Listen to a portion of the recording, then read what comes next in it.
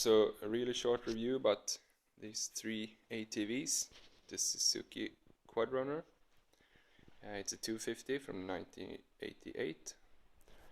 The Yamaha Grizzly 350 IRS, I think it is. It's independent rear suspension anyway.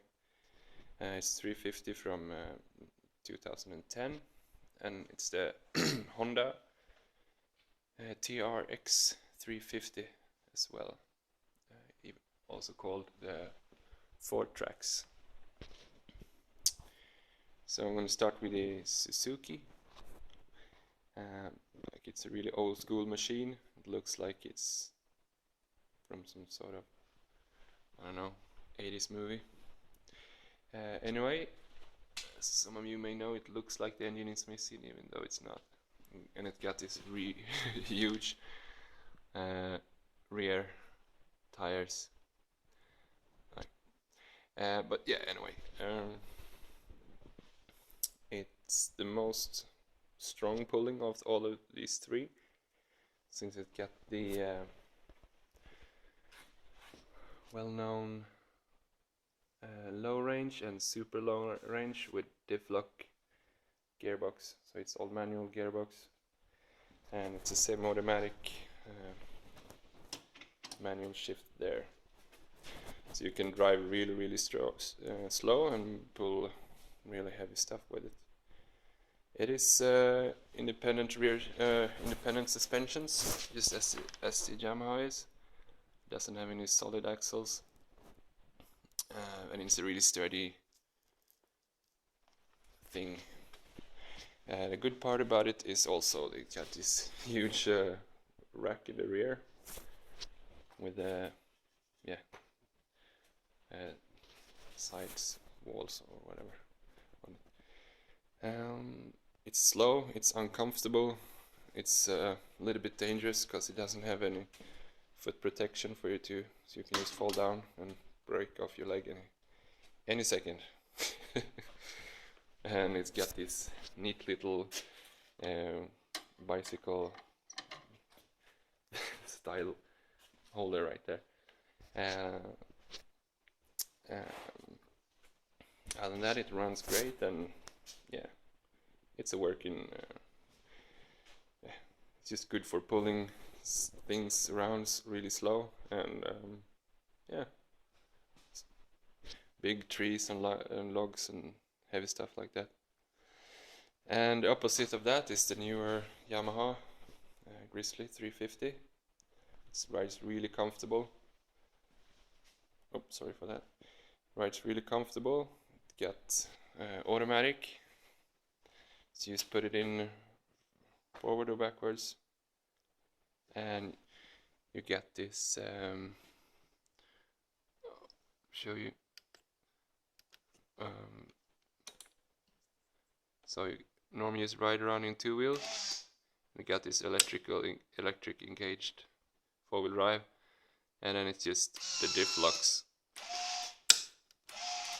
So it doesn't have any any low gear as the Suzuki does. So it's not very good at pulling things, which I have tried today, but yeah, it's better for just. Sorry about the focus there. It's better at just all around things on the farm, like taking out spare parts to a digger, or yeah, bales of hay to the horses and stuff like that, and just riding around on it. It's really comfortable and nimble and quick. I'm a quite big person myself, and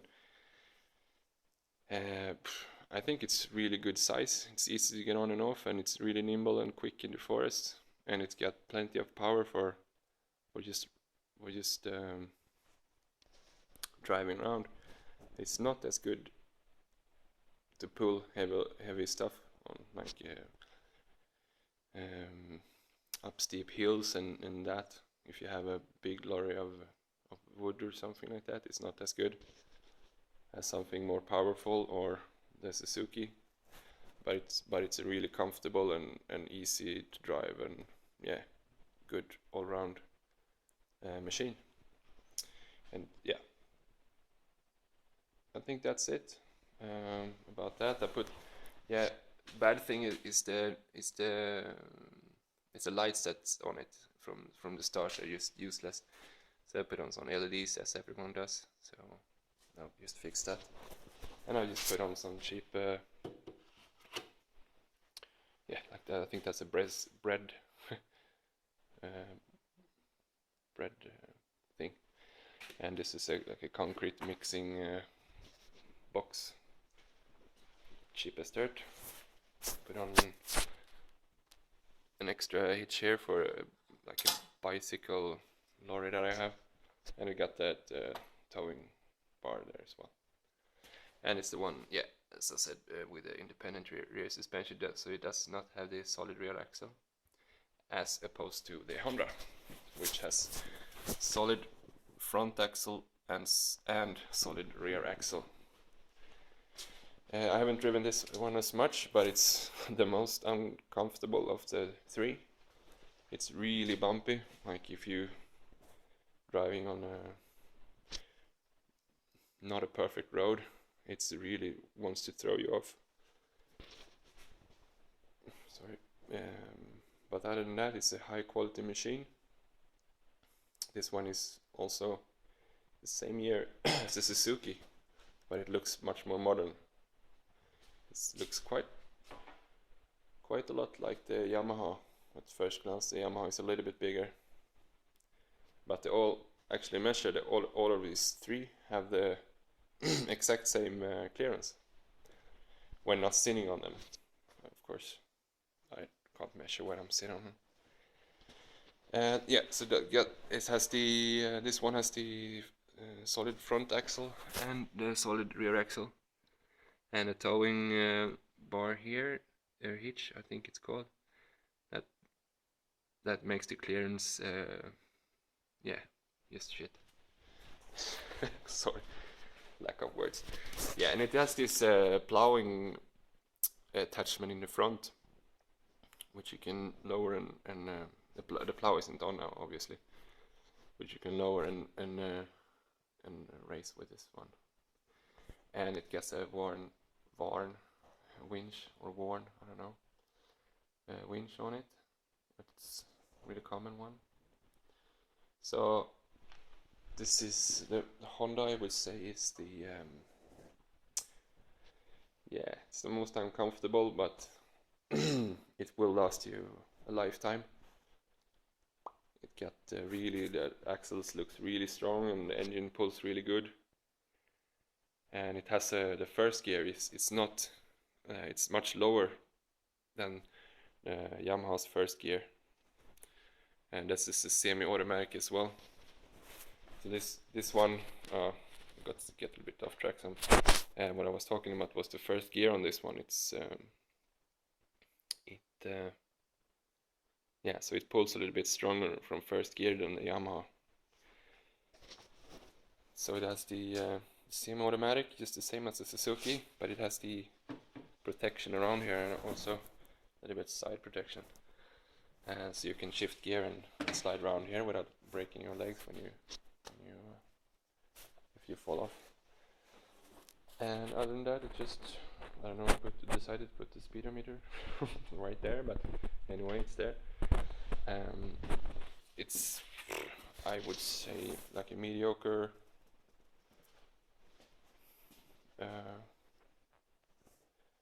ATV. I don't know if it's supposed to come with a like a rear what do you call it, sorry, this stuff, but it doesn't have it now anyway, and that makes it just not as much useful. Just have this small thing in the front.